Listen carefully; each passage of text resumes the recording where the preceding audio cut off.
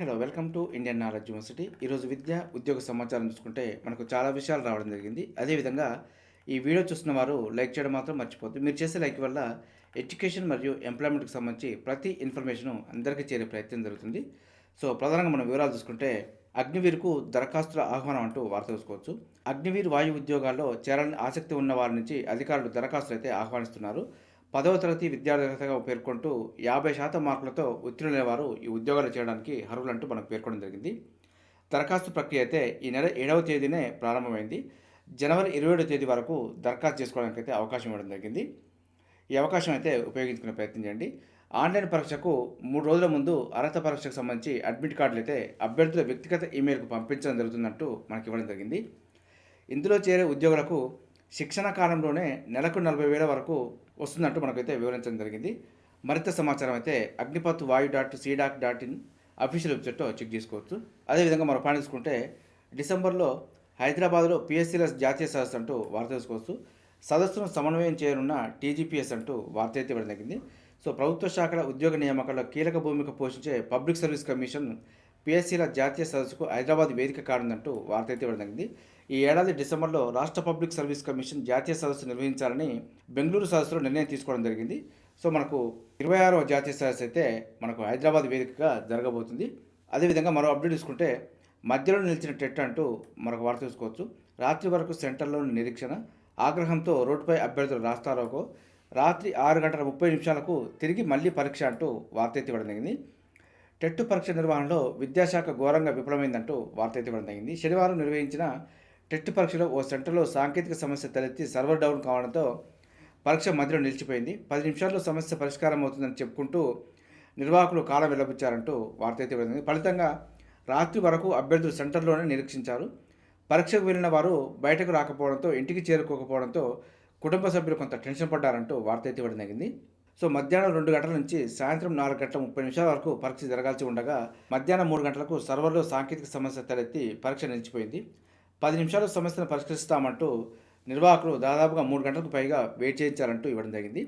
So ఎట్టకేలకు రాత్రి 6:30 పరీక్ష తిరిగి ప్రారంభమైంది.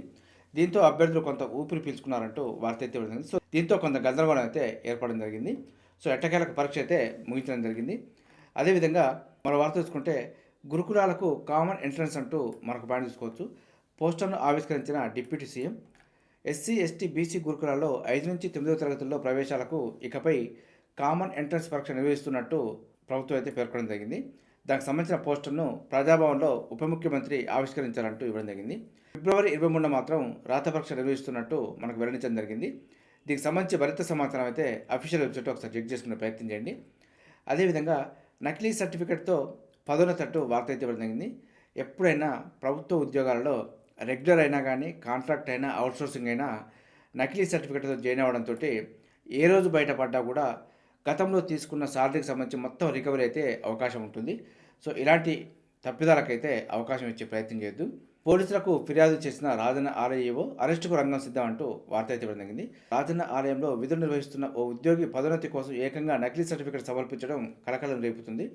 ఆలయంలో పనిచేసిన ఏఈఓ హరికిషన్ ప్రమోషన్ కోసం నకిలీ సర్టిఫికేట్ సమర్పించారని ఆలయ పర్యవేక్షకులు బి తిరుపతిరావు ఫిర్యాదు చేశారంటూ ఇవ్వడం జరిగింది. రంగంలోకి దిగిన విజిలెన్స్ అధికారులు హరికిషన్ సర్టిఫికేట్పై ఆరా తీయగా నకిలీగా తేలాయంటూ వార్త అయితే ఇవ్వడం జరిగింది.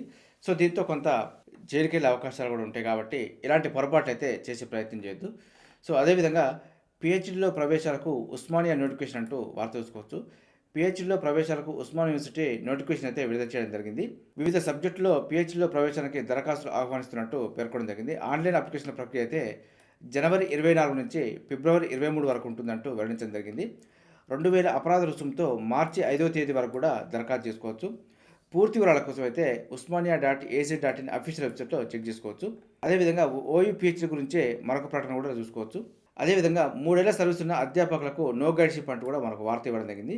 యూజీసీ నూతన నిబంధనల ప్రకారం 3 సంవత్సరాల సర్వీస్ గల అధ్యాపకులకు పిహెచ్డీ విద్యార్థుల గైడ్షిప్ను అయితే రద్దు చేయడం జరిగింది. అదేవిధంగా గతంలో రిటైర్మెంట్ అయిన అధ్యాపకులకు సైతం పిహెచ్డీ గైడ్షిప్ ఇచ్చేవారు. కొత్త నిబంధనల కారణంగా పిహెచ్డీ సీట్లు తగ్గనున్నాయంటూ వార్త చూసుకోవచ్చు. మొత్తానికైతే కేటగిరీ 2కు సంబంధించి ఉస్మాన్ యూనివర్సిటీ ఎంట్రన్స్ అయితే నోటిఫికేషన్ రావడం జరిగింది. సో ఇది పిహెచ్డీకి అవకాశం అయితే ఉంటుంది. ఎవరైతే పిహెచ్డీ చేయాలనుకుంటారో వారైతే ఈ ఎంట్రన్స్ రాయవలసి ఉంటుంది.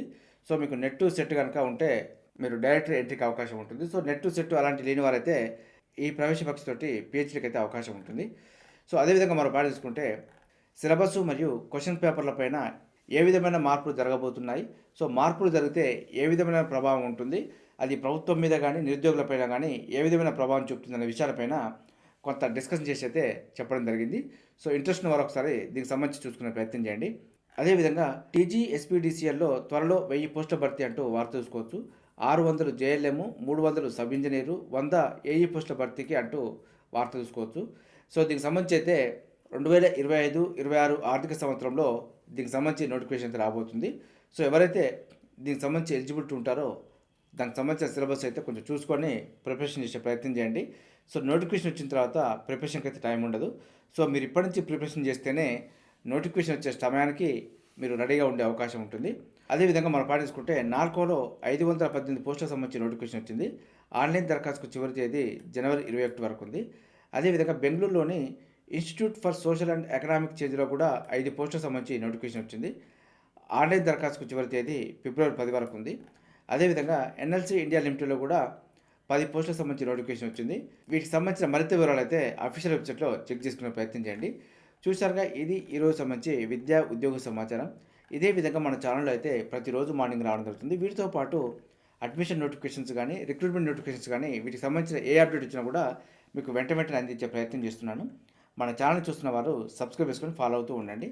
ఈ వీడియో నచ్చితే లైక్ చేయండి, షేర్ చేయండి, సబ్స్క్రైబ్ చేసుకోవడం మాత్రం మర్చిపోవద్దు. Have a nice day.